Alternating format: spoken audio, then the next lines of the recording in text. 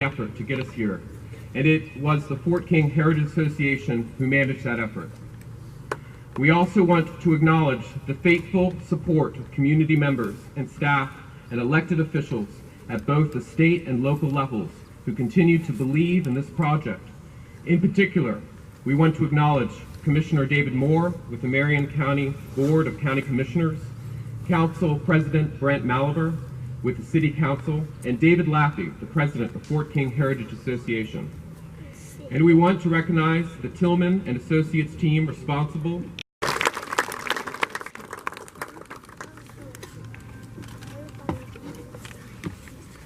Hello, I represent the United States Army, regular Army. In the 1830s, we had a standing army. Uniform that I'm wearing is representative of the time. Sky blue wool uniform. This had a French influence to it. Now the dress uniform that I had a shako and tail jacket. If you notice the jacket I'm wearing, we call it the roundabout. It has its tail cut off. Just to give you a brief history on the regalia that I'm wearing today, and you'll see many of the other Seminole reenactors and living historians wearing similar outfits that I'm wearing today. I'm going to start just kind of from the bottom and work my way back up. The moccasins that I have on are what are called pucker toe moccasins. They're done in more of the traditional southeastern style. And if you come up to some of the reenactors and stuff later on, you can kind of get a better look at some of the regalia that we're wearing. The moccasins are made out of deer hide, same as with my leggings. Some of the men also had wool leggings, especially during some of the winter months. The loincloth that I have on underneath, basically primitive underwear. Also in the traditional style that you'll see here a lot in the southeast comes down to a point. Unlike some of the loincloths that you see out west, most of them have this square front to them. The shirt that I'm wearing is a long shirt, not a dress, a long shirt. Hey, for this reenactment, my name is Fred Mullen. I'll be your narrator for the program today. This is the story of a frontier fort, broken promises, and ultimately a fight for freedom. The early colonization of America by European settlers had profound impacts on Native Americans as warfare, slavery, loss of land, and introduced diseases took their toll. As the United States continued to expand outside its original 13 colonies, the displacement of Native Americans was detrimental. Many promises were made, and those same promises were broken. In 1830, President Andrew Jackson issued a devastating blow by signing the Indian Removal Act to relocate all Native Americans west of the Mississippi River.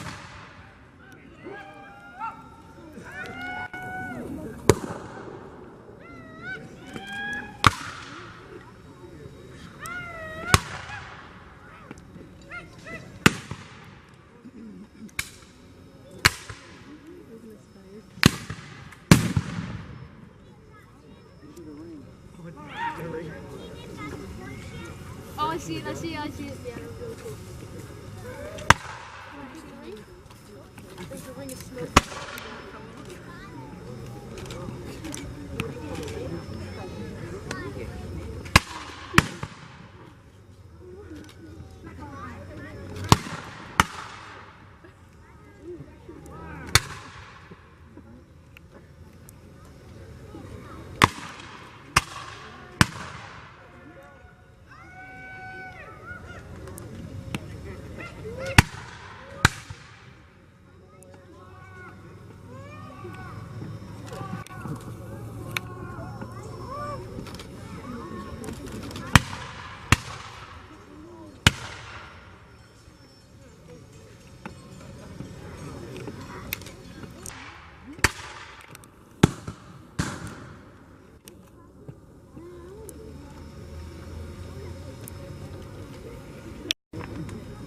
Why did students say? No, I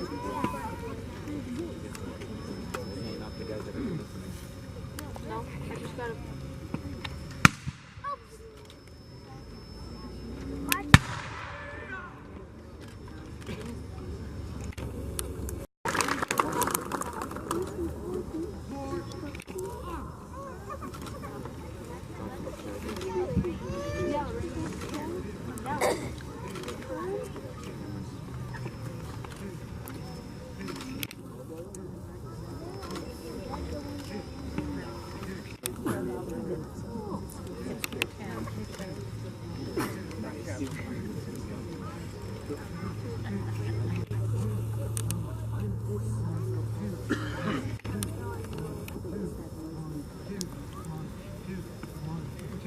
Ready? Halt!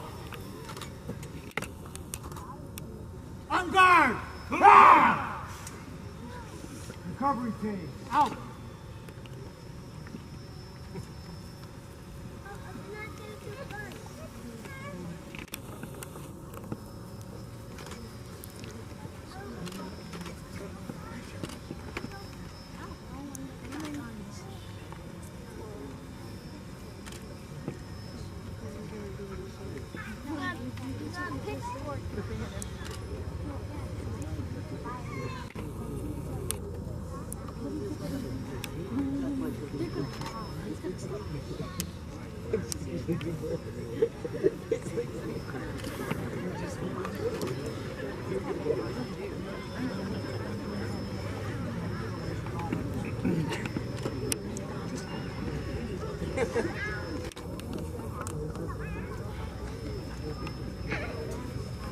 The acts that you have witnessed today set in motion the Second Seminole War.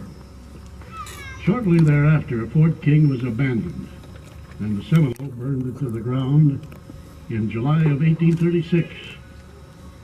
But Fort King rose from the ashes, and in 1837, when it was reconstructed and reoccupied by federal forces, and continued in service for the duration of the Second Seminole War. By 1840, Fort King served as the headquarters of the Army of the South, and over 900 troops were stationed here.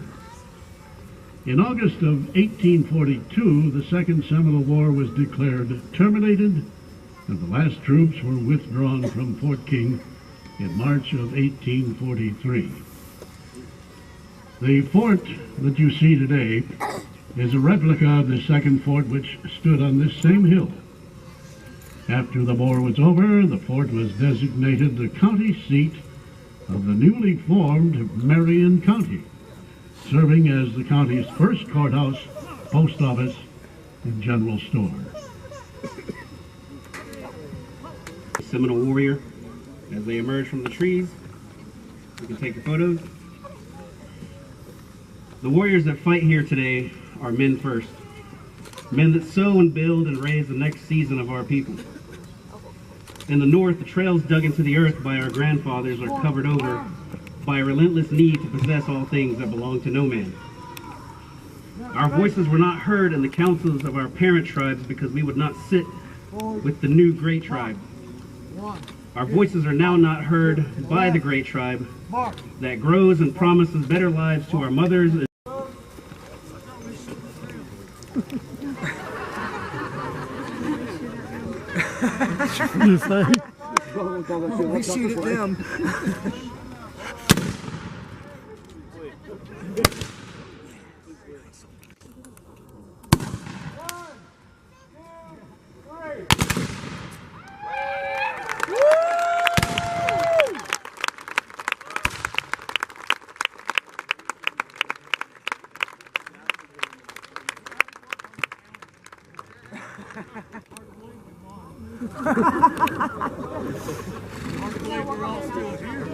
Everybody squeeze together.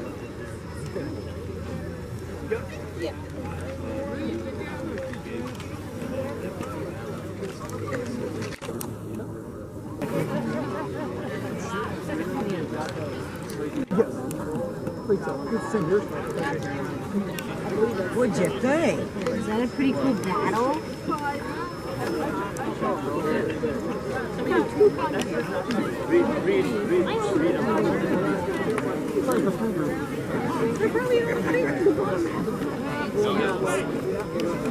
So I can't wake up. All I had is my name.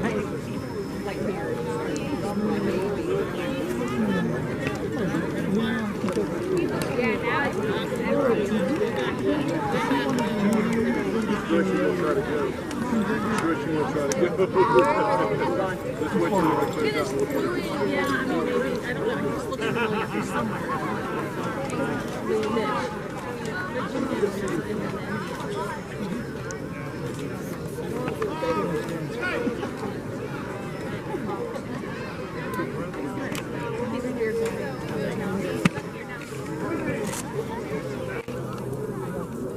Oh,